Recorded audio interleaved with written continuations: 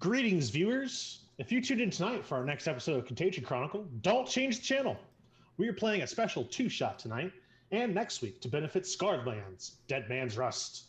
Scarred Lands is a 5e supplement that is continuously updated and expanded by Onyx Path Publishing. Here is a brief summary of the world your heroes enter when they undertake an adventure in Scarn. Welcome to a broken world, a place where mortals try to eke out a simple existence within these scarred lands. Not long ago, the gods and titans clashed in a war that rippled the earth asunder. Now, the titans lay defeated, and the divine victors have retreated to the celestial realms, leaving their mortal followers to settle disputes among one another. This is not a peaceful time, far from it. Belief is not as simple as it once was when the gods regularly walked the lands, and nations eye one another's resources as they embroil themselves in wars and conquest in the wake of the Titans' War. However, there is still some brightness in Scarn. There is the hope of rebuilding a world where all people can live together in peace. Within the Broadreach horizon, bucolic villages come together in solidarity. Within Leone, people of all kinds celebrate under one banner. However, there is also a fear the world will fall into greater darkness. The question is, how will your heroes influence this outcome? I bid thee greetings, barbarians and wizards, clerics and warlocks. I am Patrick, known on the beaks of the birds and in other crystal balls as Patty Shakes, and I am the game master for this story. This is a special two-shot double tap that Vorpal Tales is doing in Scarred Lands of the Dead Man's Rust module on Kickstarter. This is an awesome adventure brought to you by Vorpal Tales. You can find Vorpal Tales in lots of places on the internet. Of course, we are on Twitch right here, right now. Consider giving us a follow or subscribe. Check out Twitter, where we tweet daily at Vorpal Tales. Facebook and Instagram, where you get great pictures of all our cast and GMs outside of the tabletop. A website, vorpaltales.com, where you can get all the latest news about everything we are doing and see our up-to-date calendars. A Patreon, where if you feel so inclined, you can toss a coin to us in order to make more, better, and Vorpal Tailier content. Finally, a Discord, where you can come hang out with us awesome humans and discuss all kinds of topics and even play some video games with us. I would like to thank Onyx Path Publishing for making the Scarred Lands 5e setting such a fantastic place to have an adventure. Having played several sessions in this setting now, I can personally attest to the unique spin it brings. Fenrilic was a fantastic expansion that brought a frozen tundra, and now Dead Man's Rust is going to bring a fantastic sandbox story. Another thanks to Astral Tabletop for being our virtual platform to roll dice, house character sheets, and stare down the Titan spawn that look to end our adventures. Additionally to N8 Mid for all the fantastic work he does. And my newest shout out goes to Vinsfet, a wonderful YouTube channel that has amazing music to set your adventure to. And now, dear viewers, meet our intrepid adventurers who look to better Scarn and pursue the noble ideals of the gods while destroying the remnants of the Titans. Please state your name, where people can find you on the internet, and your character's name. Don't worry, we're going to get into the nitty-gritty details of your classes and races later. Hi, I'm Sean at Space Lord PJs. Tonight I am playing Unicorn's Vengeance, the Hollow Elf Barbarian Path of the Bridge.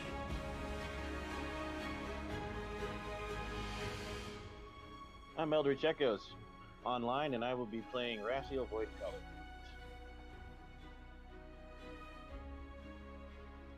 Hey everybody, I'm Ever. My pronouns are they, them. You can find me all over the internet as Changeling Ever, and tonight I will be playing Alarion. Oh, I think I said that wrong, but that's okay. I'll figure out how to pronounce it along the way. A Broadreach elf, which I'm pretty excited to play, and their pronouns are they, them. And I am Gawain. You guys can find me on the interwebs at Fate of Kimchi, and tonight I will be playing Sihu House, the Circle of Blood Druid. And I am Devin. You can find me online at Sword of Sullied, and tonight I will be playing the Slytherin Unite. Thank you, adventurers. Now, before we forget ourselves and escape for a little while until a realm of magic and fantasy, here in the world today, many people are struggling with very real matters and combating their own monsters. November is a month that brings awareness to many important things, including diabetes awareness, as is one of the most common chronic conditions in the USA. Wait, is it? It is. No way. All right, cool. Mhm. Make sure to constantly monitor yourself in order to catch complications early. Epilepsy awareness, as 1 in 10 people will experience a seizure in their life. Be sure to learn what to do with such a situation, such as not restraining them, staying calm, and if necessary, calling 911. And National Native American Heritage, where we honor the rich culture of the first people of this land. The very important Black Lives Matter movement is also still going on. This is the most important period in time we are living in, and we ask that you educate yourselves on topics you may be ignorant to, and work with your fellow humans to better the world. Remember, things are only impossible until they are not. As mentioned, this is a two-shot, and this is to get everyone even more hyped than they already are for the Kickstarter that is live right now from Onyx Path Publishing for Dead Man's Rust, a full adventure for levels 1 through 10 for Scarred Lands. You're going to see it tons of times in the chat. We're going to be linking to it all night long. And just an update right now, it's already at 11,700 of its 15,000 goals. So, and that's just within the first couple of days. We still have another 28 days to go. So get out there, go ahead and support Onyx Path Publishing and Scarred Lands so you can get this amazing adventure. And we'll look to run a little bit here tonight so you can get a taste of what's to come with your full Kickstarter backing. Players, let's talk about your Kickstarter. Let's talk about your characters in depth. Right now, we're only focusing on mechanics abilities so much. There will be a chance for you to talk about your character's appearance a little bit later. We'll start with the same order. So, Sean, tell us about your character you're playing tonight. So just the whole thing, like. So your race and maybe a little bit of their history in Skarn. You have you got one of the new subclasses that Dead Man's Rust introduces. So we'll talk about them and their special abilities and powers, and just any other cool little things if you want to talk about that you might have taken. All right, cool. So I was told that I'm playing a Hollow Elf. Didn't get to play the cap this time, You know what? You're so good at role playing. I just wanted to test you a little bit, and you have to get the branch ready out. for this. Anyway, he was prepared. I'm playing what's called a Hollow Elf, which it's actually really cool. So I'm down for this. So there's a group of elves that are trying to protect their forest, and they started running out of people, so they're just like, let's just cram their spirits into armor and make them fight. And so basically a Hollow Elf is a elf spirit that's been bound to armor, and that's awesome because it's apparently awful for them. And they don't have a lot of their memories and things like that. They're just sort of created to go to war, and that's fun. I remembered that I loved barbarians in Dungeons and Dragons type stuff. So this one, Dead Man's Rust, actually added one of my favorite classes, which is basically the old school Rage Mage, where you can rage and cast spells at the same time, which is awesome. So he's a barbarian at his core, and when he rages, he can still do the barbarian rage stuff, but he can also cast spells in the middle of all that. So I hit you with an axe and strike you with Moonbeam, and that's fun. Awesome. Yeah. So, like you said, Rage Mage basing, but I was reading through it as I was kind of setting up everything in the Ashland tonight, and this class looks like it can be pretty nasty, especially because it looks like one of the feats this class gets is you actually get it while you're raging. You get advantage on concentrating on your spells. Yep. And barbarians already have Constitution saving throws, so you have advantage on your proficient saving throw to maintain your spells while you're raging. Yeah, it's pretty nasty. It's pretty nasty stuff. Which one of their spells is Moonbeam, which is just like, okay, you cast it, it strikes some dude, and then while you're raging, you just keep moving and concentrating on it, and it's just, I'm over here now, and I'm shrouded in moonbeams, and so are all my enemies. It's great. The other cool thing I wanted to say too about this is there are a ton of extra like one of the things that's missing in 5th edition is weapon materials. So like there's a ton of extra like materials for weapons in here, so like they do extra damage or they do extra cool things. Like that was something I always thought was cool in like 3.5. Like I missed that in 5, and Scarlands has it and it's awesome. Oh yeah. All right, cool. Thank you for telling us about. So both with what Sean is as a race and as a class are new and exclusive to the Dead Man's Rest. So if any of those sound cool, or he does something truly spectacular tonight or next week, it's just another reason to get this, because you're only going to find them in Dead Man's Rest. Tyler, let's hear about your character. I was hoping for the master to give me a pronunciation guide, but not. So we're gonna try this at a guess. Travis, if you're watching, help us out. My character is from Glivide Autel. I'm assuming that's how we pronounce that. That's one of the regions in the Scarred Lands that's heavily focused on in the supplement. And of course, it was unilaterally decided that I would play the creepiest thing it had to offer. Of course. I am wretched redeemed when the necromancers of Glivide Autel need endless amounts of help keeping up with their hordes of undead. So they create undead with souls and intelligence to help herd the undead. Some of them escape their slavery, though, and become free. That would be me. So, I am, no one really knows. This particular one's about 6.5 feet tall, maybe 7. He hunches. Probably some kind of Titan spawn when it was alive. Mostly looks humanoid. There are 3 subdivisions of this particular creature, all of which require eating copious amounts of dead things, dead sentient beings. You have your choice of gut eater, bone eater, or blood eater. So I of course went with the gut eater because grossest. They are known as the marrow feaster, the gore grinder, and the blood torture. This one is a gore grinder. The race is pure undead. They don't need to sleep. They have most of the bonuses of being undead. They also have most of the detriments of being undead. Innate abilities to turn undead. And after eating at least a pound of fresh internal organs, I can reroll damage and healing die every turn for 8 hours. Not all of it, but 1 dice. The one I picked is designed for intellect classes, spellcasters, etc.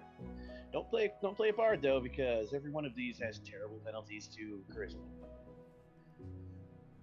Okay. I'm a wizard, and I am playing an animationist, which is a new arcane tradition added in this supplement. Animationist, as you might guess, is a necromancer, specializes in turning, controlling, and creating undead. I don't know how much of the secrets we want to spoil, but yes, I have masterful control of undead creatures and can create them on the fly if there's corpses around. So for all you summoners who envision your ultimate necromancer getting the ability to control hordes and armies of undead, this is the arcane tradition for you. Even more so than necromancer in standard 5e is. I have been informed it is Galibid. Ah, okay. Galibid Hotel. So we were saying it in our Discord chat, but just so everyone can truly appreciate, Tyler, would you say that your race would be the assistant to the regional manager of undead? If the necromancer is the manager. Regional manager. Assistant to, yes, assistant to. And I need to ask Sean's character a question. What is it you say you do here? I take... Because we're considering downsizing and upsizing the army. I take the swords to the enemies and put the swords in the enemies. You see? So Seems I feel valuable. I feel that you would fit in nicely in our frontline artillery. right. Well, no, I don't throw the swords. I put the swords in the enemies. No, we're gonna throw you at the enemy. Once you're dead, it doesn't hurt when you land. I believe that's an OSHA violation, but I'll need to check. I need my union rep. My undead union. I'm Una, your local union rep. Oh god. Nope. Don't have any of those. I really want to know that. So, yeah. Wow. Okay. I'm sorry to let you know, as your union rep, I have no ability to help you here. Okay, then. I'd like an extra day off. Then. That's okay. You can get a day off when you're dead. Or maybe some flex time. All right, Ever. Tell us about your race. Once again, Tyler's race and class are also both exclusive to Dead Man Dress. So it's 2 for 2. We've got, if you see anything of those two do that you think are super awesome, can't do it unless you back Dead Man Dress. So get out there and support the Kickstarter. Ever. Oh gosh, I don't know what to do with these people. Well, so I've decided to add the R to the name, so it is now Alarion.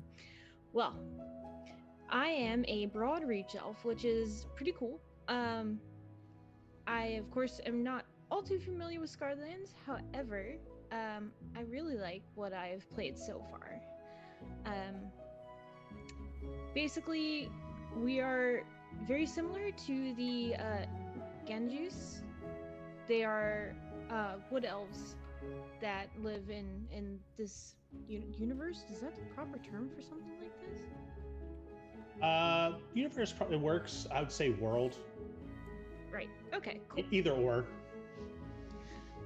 They typically have earthy brown skin, very bright tattoos, hence the face paint today, and they're very skilled with the land. They made ancient alliances with the wood dwarves. They've got new traditions and heritage that others might call non-elvish, but everyone lives life different. That's just how we roll. They do have a very stern facade and affinity for smithing, so picture Artemios from Conan, my other character, very just like stoic. The Hornsaw's aberrant influence has both... Sorry, I rearranged my words with my eyeballs. The aberrant influence of Hornsaw has had influence... Yeah. Can someone please, replace my mouth with another mouth? That'd be great. Poisons in Twilight Woods can't catch Broadreach elves unaware. Despite the danger of their home, the Broadreach elves thrive, deftly navigating the shadowy domain of the monster-infested Hornsaw Forest. So basically, try and sneak up on me. No bueno. Broadreach elf may be a skilled hunter, a sly merchant, or diplomat, so they're very, very versatile. My character is going to be a ranger of sorts. The actual term is Lelandeli Archer. I probably am pronouncing that wrong, so Travis, feel free to kick my butt.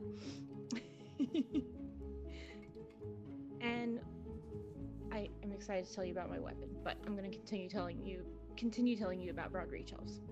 I like it. Unlike other elves of Gelspad, Broadreach elves have been terrorized with nightmares since binding themselves to the Hornsaw Forest. Also, why I decided to depict that with the blackout contacts, figured it'd be kind of a nice, a little bit of a darker type of character. The dreams plague even the youngest among their population and often lead to long-term trauma. Alright, who wrote about me? However, they can also have the unexpected benefit of allowing the Broadreach elves to peer into the past, present, or future in order to glean some insight, however ambiguous, on the Hornsaw's health. If interpreted accurately, events may be prevented or even reversed, and the Hornsaw rewards the clever.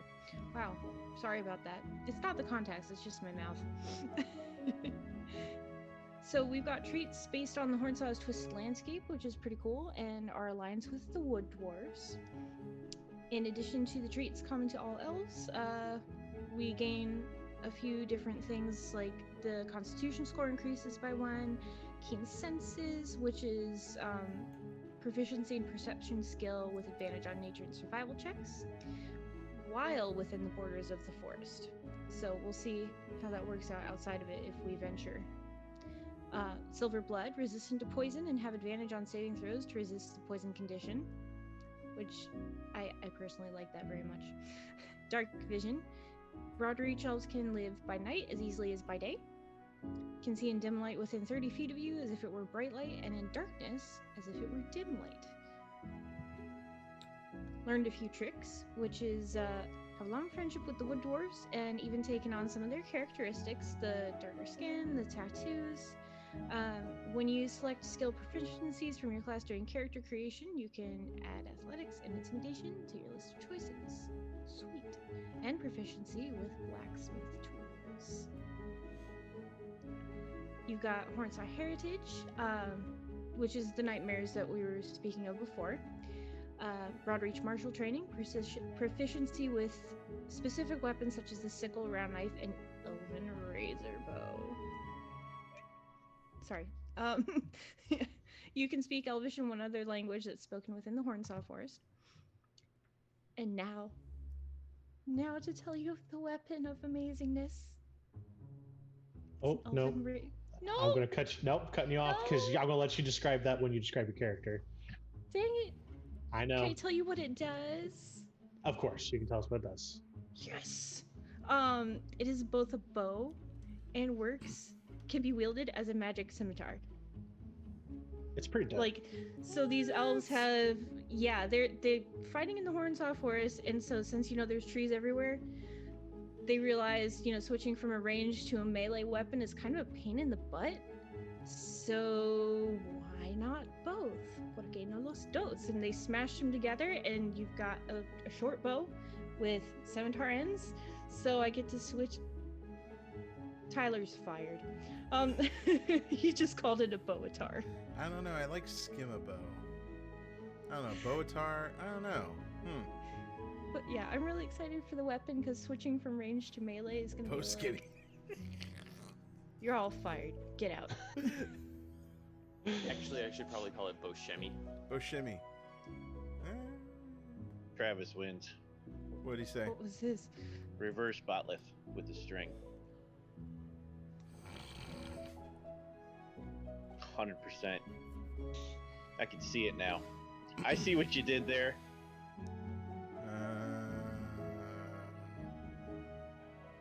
I see 100%. Yes. Perfect. Well, that bow and the race that Ever is playing are both only in Dead Man's Rust. So if you want a reverse batleth, you gotta support the Kickstarter. Thank you. Yes. So sounds like an awesome race, awesome class. It's funny you mentioned Hornstar Forest so much. There's, like I said, this expansion is a huge sandbox with a bunch of different locations. It just happened to be, though, that I picked the Hornsaw Forest as where your adventure will be taking place. So Ever's character may or may not be MVP of your group. Dwayne, why don't we hear a little about your character? My character. So I will be playing a Manticora Circle of Blood Druid. Now, the Manticora is from Scarred Lands in the base Scarred Lands book. However, the Circle of Blood is a new circle in the Yugman's Guide to Gilspad. And it pretty much allows me to cut myself to increase the power of my spells. And at later levels, I can point at someone and say, you know what? You cut yourself and make my spell more powerful.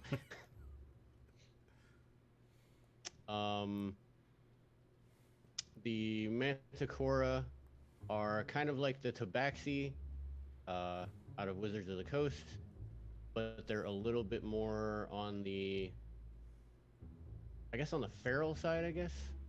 Like as far as their look goes and the way that they act. They were mainly, a lot of them are druids and druids, rangers, and a lot of them were hunting the Titan spawn that first arose. So they're all about killing undead and anything that has the Titan spawn tag. And having said that, Circle of Blood allows me to, when I use my wild shape, any creature that has the Titan spawn tag, I can turn into right now up to CR2. So you're gonna see a lot of changing into really weird things. Forget dire wolves and bears. We're gonna be changing into char fiends and night hounds. Best way to hunt your enemies, become your enemy, right? Exactly. Exactly. All right, that sounds pretty dope. Yeah, like you said, a Manticore. I just from the that's another thing about Scarlet. There's a lot of really cool art in it on all their books. The Manticore art makes me think that they're more like lion or like more big cat, as opposed to where like Tabaxi and 5e seems like they kind of have like the playful like house cat vibe, or like, you know, Yeah, they're like more that. they're more Tabaxi are more feline, where Manticora are like Thundercats. Yeah, I was You just can gonna see say one- Lion-O. You can see I one like it. dying horribly on our overlay right now. He did not But yes. do well in that fight with that unicorn. Huh. Oh, that would not be a unicorn. That would be one of the horn saws. Ah, Yes. whatever it is, he should have seen it coming. Yeah. Wait. The Hornsaw forest is full of hornsaws? Oh yeah. Horn saw. So just a little bit of history of Scarlands and Deadman's Rest. Horn saws are basically what's left of unicorns after the disaster that was the Titans War. They were kind of warped, and just through propagation and things like that, the horn saw has become more established than the unicorn. And they're kind of these they're not like out to just go on murderous rampages all the time, but they're definitely not as kindly and gentle and friendly as your normal unicorn. So yeah, if you cross one and it's in a forest and it thinks it needs to protect itself, it's going to do to you what it did to that Manticora. Poor bastard. Yeah, yeah. Imagine mistaking one of those for, oh look, it's a little, and now I'm impaled on the horn and I'm going to die. All right, thank you, Dwayne. That was a great knowledge about your character. Looking forward to seeing it in action. Making people bleed to feel your power is always fun. And last but not least, Devin, tell us a little bit about your race and your character. So my race is Slytherin, and unlike everyone would assume based on the name, it's actually a type of rat person.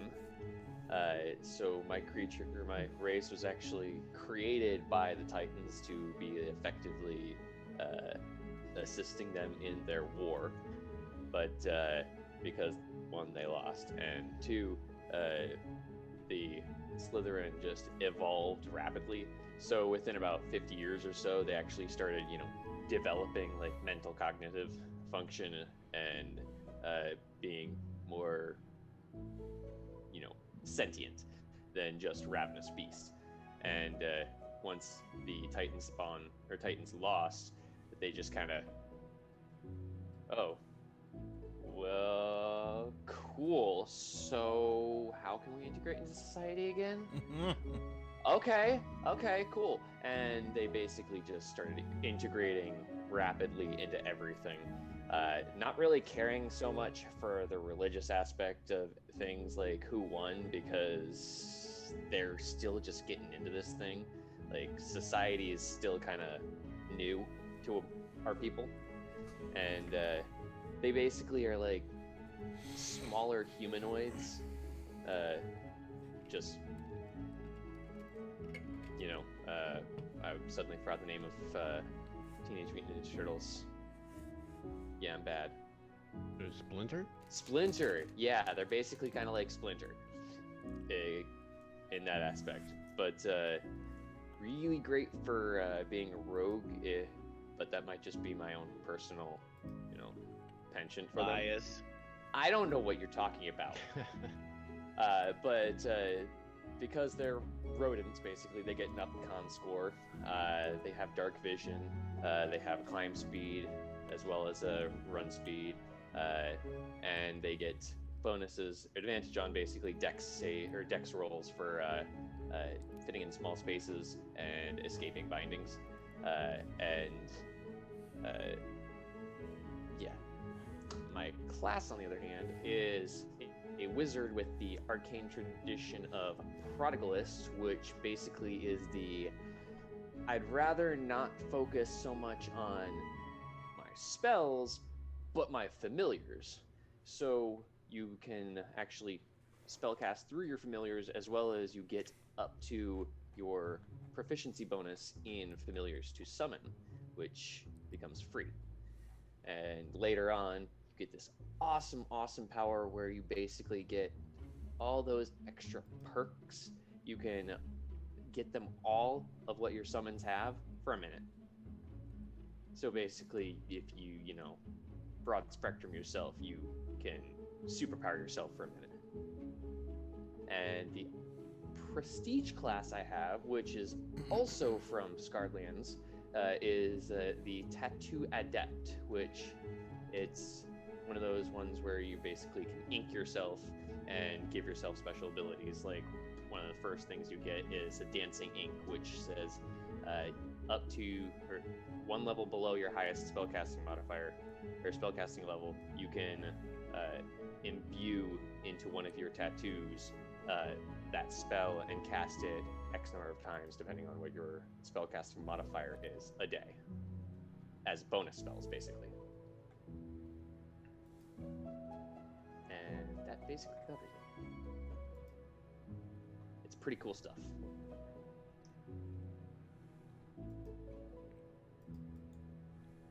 Patty, you are muted. You're right, I am. Tattoo Adept is one of those really cool classes where the tattoos give you a lot of ability. So you think you're gonna need to be, if you need a high ranges of skills, you need to be more utility as opposed to combat. You can kind of store a bunch of uses of things like fly or freedom of movement or fog cloud or things, combat shaping. Or if you think you're just gonna need to take on a horde of zombies or goblins, you can store up a whole bunch of fireballs. So it's really cool. And then like Devin said, his main class is a Dead Man Dressed exclusive class where that really cool spell called Find Familiar. Well, what if you could cast a whole bunch of familiars and then beef them up really strong and then send them out like an army? And then they made that a class. So if it's both that and the new wizard class that Tyler is playing kind of give you a lot of options to have the players kind of control their own little armies and waves of minions. So it really gives you this feel of being a battlefield general if you want to take on that approach instead of being the direct I'm the super powerful ones. Well, okay, I'm powerful because I can do these things, but let me send out my minions to soak up all this damage, and I shall sit in the back and play my game of chess. The timing is good too, because if you mix that with Tasha's new spells in there, summoning is cool again, you guys. Yes, Tasha's Cauldron and everything did just release a whole bunch of summon beasts, summon elemental, summon fiend, summon fae, summon celestial, summon XYZ. So there's a whole lot of kind of cross-pollinating you can do between that and Scarlands and with different classes, and especially with Tattoo Adept, you add that to any spellcasting class you already have, and you've got a whole bunch of spells and a whole lot of minions to control, and a DM with a big old headache trying to keep track of initiative order. But yeah, so that is all the classes and races we're playing tonight. Like I said, almost every character has at least something from the new expansion, so dig in. We're going to show you some cool stuff they're going to do, and without further ado, let's get into our story tonight. So this story is going to take place in Hornsaw Forest, which is the location the main storyline is going to take you to later in the adventure, around Chapter 3. The Hornsaw is without question one of the most dangerous expanses of woods in all of Gelspad. Its twisted creatures are rumored to originate from Mormo's heart, which is supposedly buried somewhere in the Forest of Blood. Mormo being one of the Titans from the old Titan War.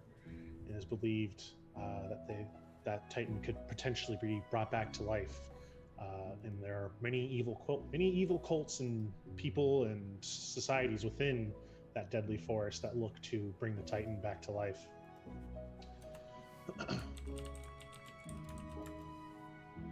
At first, the Hornsaw Forest looks like any normal forest. Trees rise upward towards the sky, spreading their green leaves to the sun.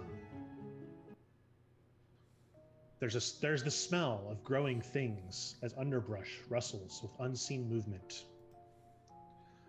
However, it doesn't take long before the trees begin to twist and warp. Branches jut at strange angles, and the odor of green living things fades, replaced with the stench of rot and death. The Hornsaw Forest isn't a place for the faint of heart. It's a location twisted by cruel acts and crueler intentions. This is a forest where even the gods have turned their backs, unable or perhaps unwilling to see the destruction of this once beautiful wood. Instead, there's only the smell of blood in the air and gnashing teeth waiting for those that decide to tempt fate. If you listen closely, you may just hear the screams of someone that hasn't prepared themselves before venturing into the woods. You may also hear the sounds of rustling trees as ravenous monstrosities creep through the shadows, waiting for its moment. As you journey further into the forest, you're sure to find trees with hard sap coating their leaves. With a brush of wind, these leaves turn into deadly daggers that pierce the unwary. Still further, you'll find poisonous plants creeping along the forest floor, ready to entangle an ankle or an arm. Thorny briars tear at clothing, and there are even trees that seem to weep blood. Those that know the forest well tell of carnivorous trees that entrap people in their branches, eventually absorbing them and weeping more sticky red sap. Even the animals of the Hornsaw Forest have warped and changed to match their home. The Hornsaw unicorn, with its serrated horn,